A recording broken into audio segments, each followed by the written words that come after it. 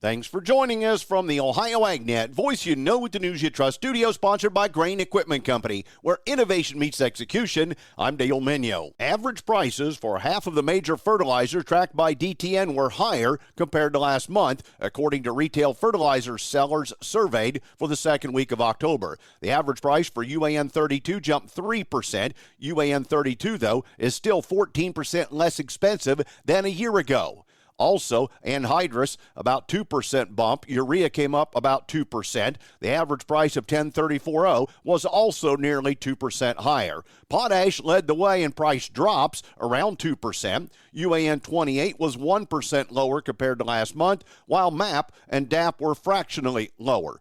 Researchers at Kansas State University found that soil treated with manure or compost fertilizer stores more carbon than soil treated with either no fertilizer or a chemical-based fertilizer. Let's check in with Matt Reese with our first update from the National FFA Convention. Braden Zekas is with Miami East MVCTC FFA and a national proficiency finalist in the area of agricultural processing. Braden, tell me a little bit about your project, why you're excited to compete at the national level. Yeah, so my project was working at a local butcher, ag processing. When I was junior and senior in high school, I worked my schedule around and I would get up to 30 hours a week working as a local butcher, and it was a small-time operation, so I got to learn every aspect of being a butcher, and everything that my boss did, I was able to participate in. And so I learned a lot, spent a lot of time, and picked up a lot of skills from him. What led to your interest in that area? I have a background in beef production. We have a small family farm, and I live not too far from cabins, and we've taken our own cattle to cabins before, and I personally knew my boss before working there, and it was just a good fit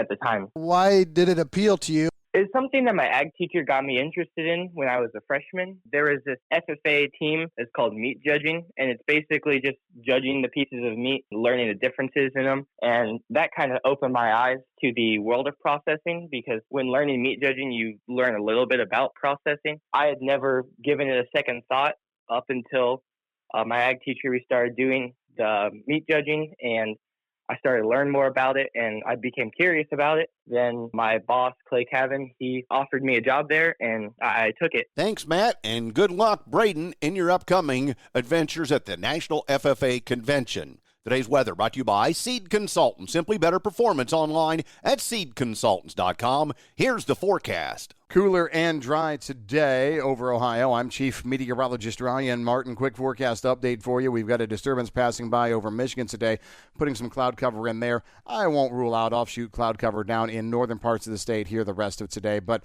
precipitation, I don't think we have to worry about that. A little bit warmer tomorrow, better sunshine potential. We're still looking at a little moisture trying to sneak in on Friday. A few hundreds to a few tenths. That is all. Coverage only 40 to 50% of the state. I'm Ryan Martin. And thanks, Ryan. Back with more after this. In any year, your best harvest is only a few upgrades away. Seed Consultants exclusively serves the Eastern Corn Belt, combining our deep knowledge of local conditions with high-performing products fit for your acres. Most importantly, our customized services put our products and your business in a position to succeed. We help you start with better to grow your best.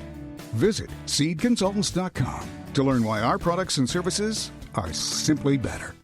Soybeans grown in Ohio and across the heartland are meeting the feedstock demand for clean fuels. Biodiesel is a clean-burning and reliable fuel that enhances engine life, power, and mileage. Plus, this high-performance fuel works in any diesel engine without modification. With biodiesel, we fuel the economy, do good for the environment, and support soybean farmers. Learn how using biodiesel can add value to every bushel of soybeans grown at soyohio.org.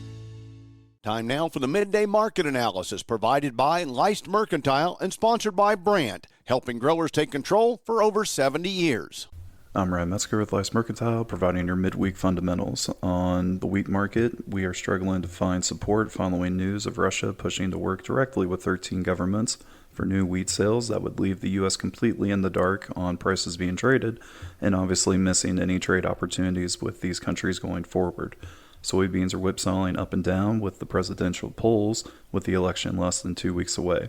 I would expect to see a lid on prices as the weather in Brazil and Argentina continues to be good for planting, and they are also receiving much needed and well-timed rains that are going to aid in crop development. For corn, we've been seeing strong export demand from Mexico that looks to be adding length ahead of the U.S. election, but also finding support on concerns with both EU and Black Sea production. Please visit our website, lifemercantile.com, to learn more about our grain marketing program and crop insurance services. And thanks, Ryan. Today's market's brought to you by Seed Consultants. Simply better performance online at seedconsultants.com. Late midday, we turn to pluses. December corn up 3/4, 4.17 1/4. March up 1.5 at 4.30 3/4. November beans up 6 1/4 to 9.98. January up 5 1/4 at 10.05 3/4.